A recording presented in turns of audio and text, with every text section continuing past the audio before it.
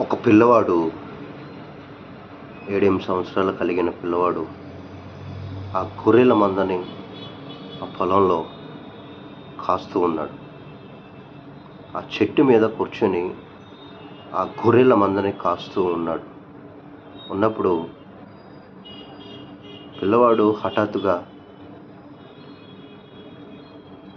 గట్టిగా అరుస్తూ, నక్కొచ్చింది, గొర్రెల్ని తినేస్తుంది, నక్కొచ్చింది అని గట్టిగా అరవడం మొదలుపెట్టాడు. అప్పుడు చుట్టుపక్కల ఉన్న వారందరూ కూడా వాళ్ళ పనులను అన్నీ కూడా పక్కన పెట్టుకొని,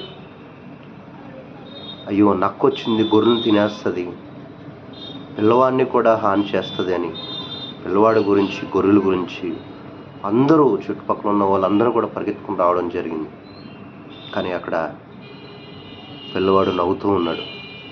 ఏమైంది నవ్వుతూ ఉన్నావు, నక్కొచ్చింది అనేసరికి, నక్క ఏమీ రాలేదు తినడానికి, నేనే కావాలని మీరు వస్తారో లేదో అనేది నేను అరిచాను అని నవ్వుతూ ఉన్నాడు. వారందరూ కూడా పట్టించుకోకుండా వచ్చిన వారు సహాయం చేద్దామని వచ్చిన వారు వెనక్కి వెళ్ళిపోవడం జరిగింది. మరి కొద్దిసేపటికి మళ్ళీ ఇంకో ఆలోచన కలిగింది, కానీ మళ్ళీ మొదలుపెట్టాడు. నక్కొచ్చింది అని. ఇక్కడ జరిగిన విషయం ఏంటో తెలుసా? నిజంగానే నక్కొచ్చింది. అరుస్తూ ఉన్నాడు. ఆ నక్కొచ్చి ఆ గొర్రెల్ని, మేకలను తింటూ ఉంది. ఈ పిల్లవాడికి కూడా హానికరంగా ఉన్న సందర్భం. కానీ మొదటిసారి వచ్చిన వ్యక్తులు మళ్ళీ రెండవసారి రాలేదు. ఎంత అరిచినప్పటికీ రాలేదు. ఈ లోపల ఆ నక్క ఆ గొర్రెను తినేసి వెళ్ళిపోయింది. ఆ పిల్లవాడు ఆ చెట్టు మీద ఉండడం కారణమేమో, హాని చేయలేదు, కానీ ఉన్న మేకల్ని తినేసి వెళ్ళిపోవడం జరిగింది. గమనించండి, మనం ఏదైనా ఒక స్పష్టత లేకుండా ఎదుటివారిని ప్రలోభాలకి గురి చేస్తే, ఎదుటి వాళ్ళని నమ్మిస్తే, మన ద్వారా మనం నష్టం పోవడమేమో కానీ మన ద్వారా కొన్ని పరిస్థితులు అనుకూలంగా మనకు రాకపోవచ్చు. మన ద్వారా ఇతరులు కూడా ఇబ్బంది పడవచ్చు. ఈ పిల్లవాడి ద్వారా ఆ గొర్రెలు, ఆ మేకలు కాస్త ఆ నక్కపాలైపోయాయి. గమనించండి, ఏ విధంగా మనం ఆలోచిస్తున్నామో, మన కోసం ఆలోచిస్తున్నామా లేదంటే ఎదుటివారి కోసం ఆలోచిస్తున్నామా? ఆ జరిగిన తర్వాత ఆ ప్రతిఫలం ఏ విధంగా అది అవుతుంది అనేది మనం గమనించినట్లయితే, ప్రతి దానికి కూడా మనమే కారణంగా కనిపిస్తూ ఉన్నాం. మన ఆలోచనే కారణంగా మనం కనిపిస్తూ ఉన్నాం. మనం చేసే పనే మనకి కారణంగా కనిపిస్తూ ఉంది. మొదటిసారి నమ్మిన వ్యక్తులు రెండవసారి నమ్మట్లేదు. మనం ఎంత నిజాయితీగా మనం ఉన్నప్పటికీ మొదటిసారి నమ్మిన వ్యక్తి రెండోసారి మనల్ని ఈ లోకంలో నమ్మట్లేదు. కానీ మన ప్రభు అయిన యేసుక్రీస్తు అలా కాదండి. కీర్తనల గ్రంథం 34వ అధ్యాయం 19వ వచనంలో తెలియజేస్తుంది, నీతిమంతునికి కలుగు ఆపదలు అనేకములు, వాటినన్నిటి నుండి యెహోవా వానిని విడిపించును.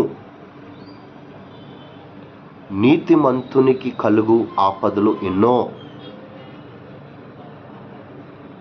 మనం నీతిగా ఉన్నప్పటికీ, నీతిగా ఉంటూ మనుషుల దృష్టిలో ఒక్కసారి మనం ద్వేషించబడితే మనిషి నమ్మడు. కానీ దేవుడు వాక్యం సెలవిచ్చేది ఏంటో తెలుసా? నీతిమంతునికి కలుగు ఆపదలు అనేకములు. అది దేవుడికి ఒక్కడికి మాత్రమే తెలుసు. ఒకసారి మనం మనుషుల్ని నమ్మించవచ్చు, కానీ దేవుణ్ణి కూడా మనం నమ్మించిన మనకి దేవుడు ఇచ్చే జవాబు ఏంటో తెలుసా? నీతిమంతునికి కలుగు ఆపదలు ఎన్నో. మనం ఆపదలో పడతామని తెలుసు. మన మన వ్యక్తిగతంగా మనం ఎలా ఉన్నామో దేవునికి తెలుసు. మనం మంచి మాట్లాడుతున్నామా లేదా దేవునికి తెలుసు. కానీ ఈరోజు వాగ్దానం ఇస్తూ ఉన్నాడు, నీతిమంతునికి కలుగు ఆపదలు ఎన్నో, వాటిని అన్నిటి నుండి యెహోవాను నేనే విడిపించగలను. ఈరోజు మనం ఎదుటివారి వల్ల మనం దూషించబడిన, ఎదుటివారిని నమ్మించి మనం వారిని ద్రోహం చేసిన, లేదా మనల్ని వారు ద్రోహం చేసిన,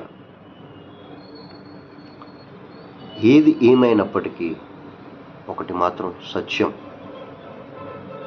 మనం దేవునికి నమ్మకంగా ఉన్నామా?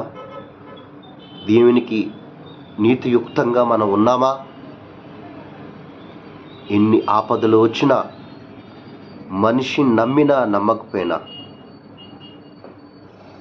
ఆ పిల్లవాడు మొదటిసారి పిలిచినప్పుడు అందరినీ నమ్మించాడు. రెండవసారి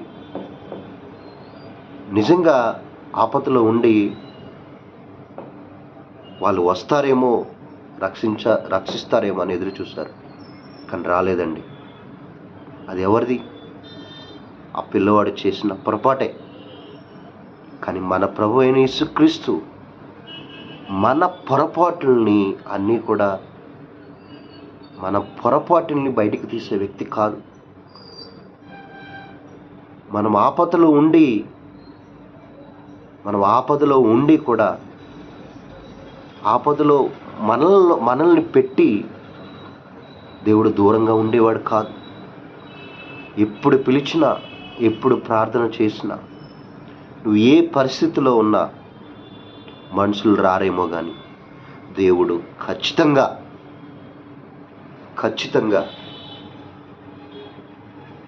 నిన్ను ఆపదలో నుంచి రక్షించగల సమర్థుడు. ఇప్పుడు మనం నీతిగా దేవుని పట్ల ఉన్నప్పుడు మనం దేవుని యొక్క బిడ్డలముగా మనం ఖచ్చితంగా మనకు దేవుడు మంచి మనసే మనకి ఇచ్చి ఉన్నాడు. కానీ దేవుడు ఇచ్చిన ఆ యొక్క మనసుని, దేవుడు ఇచ్చిన ఆ ఆధ్యాత్మికమైన ఆ యొక్క జీవితాన్ని మనం దేవునికి వ్యతిరేకంగా ఉండకుండా, దేవునికి మాటకు వ్యతిరేకంగా ఉండకుండా, ఇతరుల పట్ల ఇతరులను లేనిది ఉన్నట్టుగా నమ్మించే వ్యక్తులుగా మనం ఉండకుండా, దేవుని ప్రణాళికలో మనం వెళ్ళినట్లయితే ప్రతి ఒక్క ఆపద నుండి దేవుడు మనల్ని రక్షిస్తాడు. ఇది ఖచ్చితం. ఆ విధంగా దేవుడు మనలందరినీ కూడా మన ఆపదల నుంచి రక్షించి ఈ ఆత్మీయ జీవితంలో దేవుడు మనకి తోడుగా ఉండునుగాక. ఆమేన్.